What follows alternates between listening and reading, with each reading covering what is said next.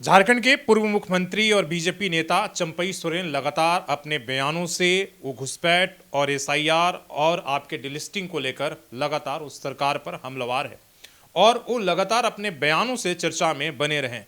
और घाटशिला के उपचुनाव में भले ही उनकी हार हुई है, लेकिन जिस तरीके से वो आदिवासी समाज के अंदर जिस तरीके से अपने बयानों को लेकर और खासकर वो बांग्लादेशी घुसपैठ हो या अभी जिस तरह से डिलिस्टिंग की मांग हो, इस मांगों को लेकर वो काफ़ी अग्रेसिव दिख रहे हैं। और इसी के क्रम में उन्होंने दो लगातार जो है आज भी उन्होंने सोशल मीडिया पर दो कड़े बयान एक तरीके से उन्होंने साझा किया है। एक तरफ आप देख रहे हैं कि जागरण की खबर है कि आदिवासी ले रहे हैं संकल्प, गैरों को ना जमीन देंगे ना बेटी सौंपेंगे।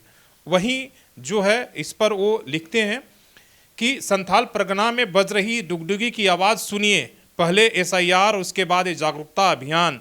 कुल मिलाकर संथाल परगना में घुसपैठियों के लिए आने वाले दिन काफ़ी मुश्किल होने वाले हैं। माटी, बेटी और रोटी की ये लड़ाई अब निर्णायक मोड़ पर पहुंच चुकी है। आगामी 22 दिसंबर को वीर भूमि भोगनाडीह से इस अभियान को तेज किया जाएगा। जागो आदिवासी, जागो झारखंड। इसके पहले फिर उन्होंने एक तरह से दूसरा जो खबर है कि घुसपैठ वाले इलाके में संगठित हो रहे हैं आदिवासी, डुगडुगी बज रही है, जमीनें नहीं बेचने के कर रहे अपील। एक खबर जो है एक दिन और पहले की है, जिसमें बंगाल से सटे झारखंड और साहिबगंज जिले में बांग्लादेशी घुसपैठ की समस्या पुरानी है। यहाँ घुसपैठी आदिवासियों की ज़मीन खरीद कर उन पर कब्जा कर स्थानीय बासिंदा बन जाते हैं और कागजात बना लेते हैं। आदिवासी लड़कियों से शादी करके भी घुसपैठिए उनकी संपत्ति पर कब्जा कर लेते हैं। इतना नहीं, आदिवासी महिलाओं के आरक्षण का इस्तेमाल भी उन्हीं महिलाओं का आरक्षित सीटों से चुनाव लड़कर या अन्य तरीके से राजनीतिक लाभ ले रहे हैं। पूरी खबर इस पर है और इसको लेकर चंपई सोरेन ने क्या लिखा है वो आपको हम बताना चाहते हैं। झारखंड में बांग्लादेशी घुसपैठियों के खिलाफ हमारे अभियान का असर अब जमीन पर दिखने लगा है और माटी, रोटी और बेटी पर आए संकट को लेकर आदिवासी समाज के युवा अब जागरूक हो रहे हैं। उन्होंने ठान लिया है कि ये किसी भी कीमत पर अपनी जमीन और परिवार की बहन बेटियों को घुसपैठियों से बचाएंगे। इसके लिए गांव-गांव में डुगडुगी बजाई जा रही है और इसकी शुरुआत जो है वो 22 दिसंबर से करेंगे। इसके साथ ही एसआईआर को भी वो जोड़ते हैं कि एसआईआर में हम इन घुसपैठियों को पहचानेंगे और बाहर निकालने में मदद करेंगे।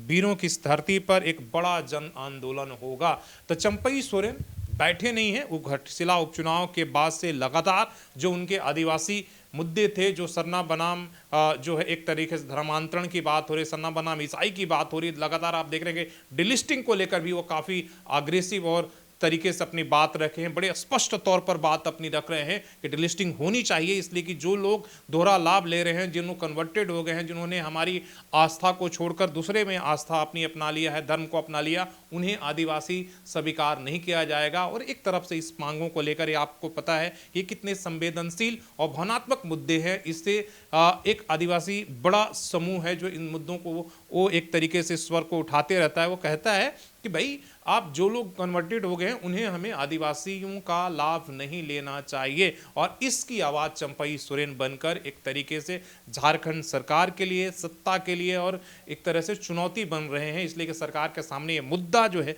काफ़ी एक तरीके से सरकार इस पर अपनी राय नहीं रख सकती है, इसलिए कि वो राय रखेगी तो उसका पता है कि उसके लिए वोट बैंक के लिए बड़ी मुश्किल होगी। वो ना तो आदिवासी समाज को छोड़ सकती है और ना ही वो ईसाई समुदाय को, और उनके लिए सरकार के लिए बड़ा मुश्किल है कि इन दोनों के बीच में भेद करना।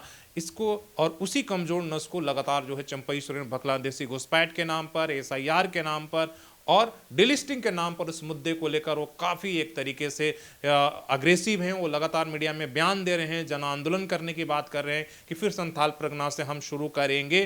तो इसको मान के चलिए कि जो बातें कह रहे हैं वो सरकार के लिए, सरकार पर उस पर प्रतिक्रिया देना या कुछ भी करना बड़ा उनके लिए जो है मुश्किल खड़ी करेगी। इसलिए कि दो में से एक को चुनाव करना एक बड़ा मुश्किल है और इसीलिए वो कहते हैं कि पेशा भी इसी का षड्यंत्र के तहत जो सरकार ने और सरकार के और ये दबाव में रोका गया और ये सारी भावनात्मक हैं। और इसको लेकर अब धीरे धीरे आदिवासी समाज के कई ऐसे नेता हैं, कई ऐसे इंटेलेक्चुअल हैं जो अपनी बेबाकी से बात रख रहे हैं और वो कह रहे हैं कि भाई अगर आदिवासियत की बचानी है तो आप सरना धर्म हमें चाहिए, आपको हमें पैसा देना होगा, हमें आपको डिलिस्टिंग करना होगा। ये तमाम बातें कह रहे हैं।